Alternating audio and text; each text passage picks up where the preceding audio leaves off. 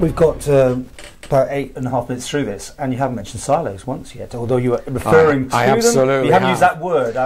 I've tiptoed around them, but my goodness me. Have you got anywhere? Government is beginning to learn that working in silos is a failure. And I think that the wake-up call has been that Jersey and Guernsey realise it. They've rushed their fences a little bit. And now government is beginning to say, OK, how can we get out of this? Now, unfortunately, the current administration leadership is somewhat complacent.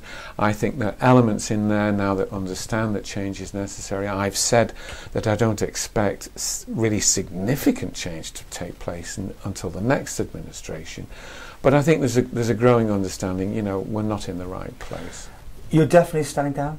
Oh gosh. Are you the only one that's actually said that? I think you might be. Well, I was the only one who said I wasn't going to stand this time.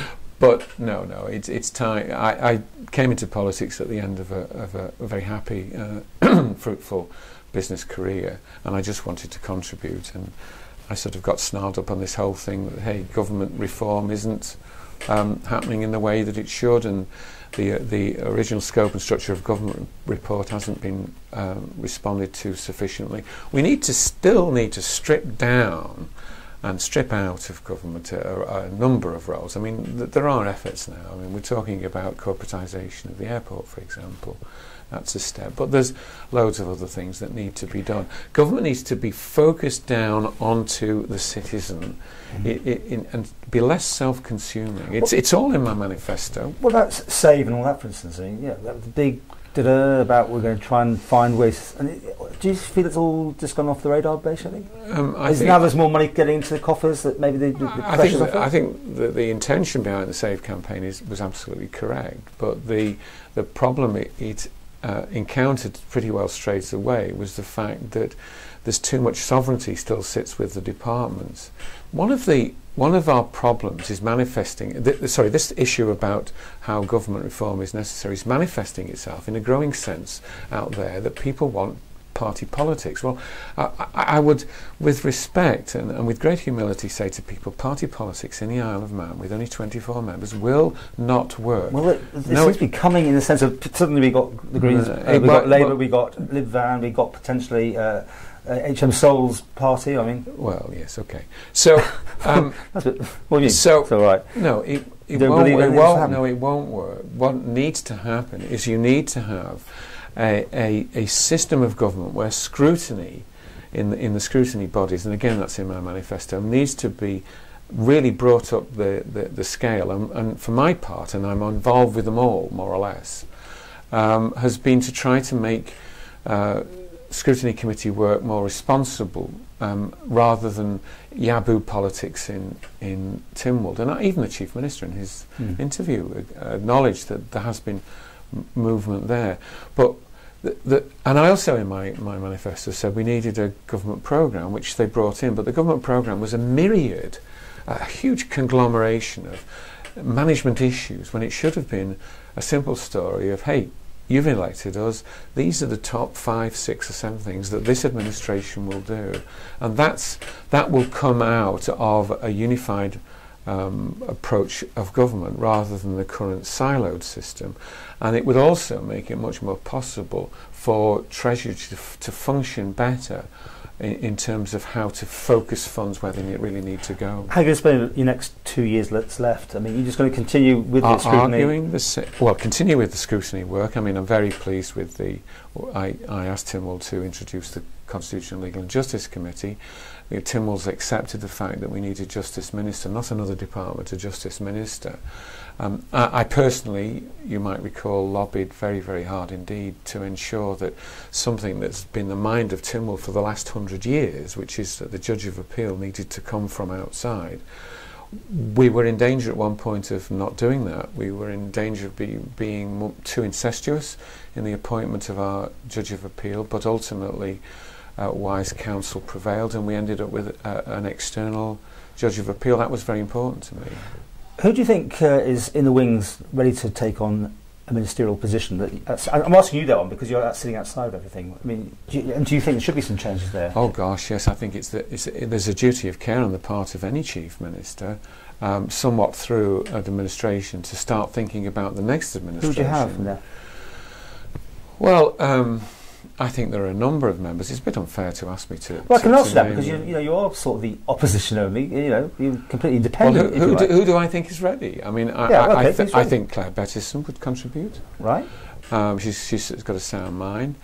I think Bill Shimon would bring something to it. He's fairly sort of robust in his approach. But I'm talking about a collegiate Council of Ministers now, rather than a set of departmental silos. Yeah. I think Alex Allison. So you've named the usual suspects there, yeah. Yeah. Do you get on well with Claire Bettison, being that you're both representing Douglas East? I mean, do you work I hold her in high regard, yeah, I really do. We don't always agree, but that's the joy of politics.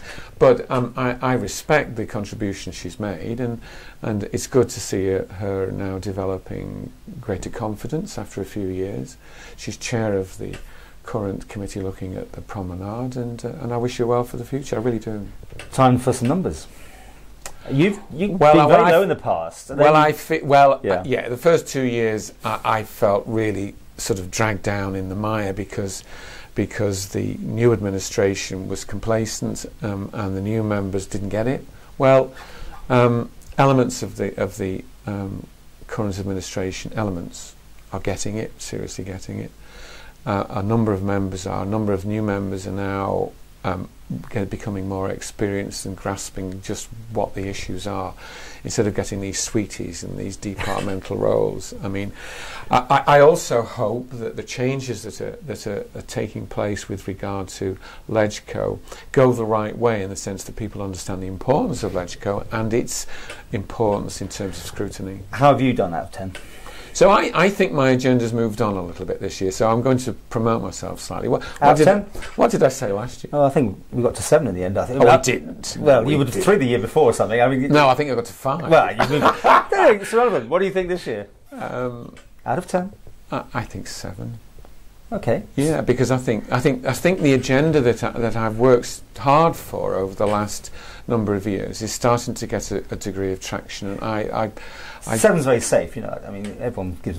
Most people give themselves 7. Well, I give myself 6. No, I'm not trying to do that.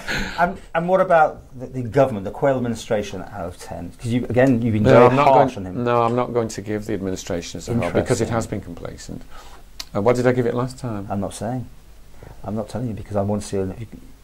Well, bits of it are doing well, and bits of it aren't. Really, you know, some of the departments needs a serious shakedown. So, no, I'll give it 6. Okay, I'm not sure you did score it last year. I was just keeping it back. So 6. I had an argument with you over it. I remember. Finally, are you looking for that little seat upstairs? No, I'm on not. The shelf, top shelf? No, absolutely not. No. I'm going to keep asking you that one because it will come keener as you know. Well. Time runs out. When the day comes, refer to this interview. I absolutely do not want to. So when you walk away, you'll walk away, will you? Yes, you won't be that thorn in the side. No, because it's the duty of those coming after me, effectively, to make the important changes, and I wish them well and keep my fingers crossed, and I shall go off onto the horizon with my both fingers crossed. It makes sense that you're going tomorrow, but you've still got 2 years, right? You're not going early, right? No, you will stick it out. No, and I'll keep. Yes, I'll stick it out, and I'll keep pushing for what I passionately believe in, and have done all the way through.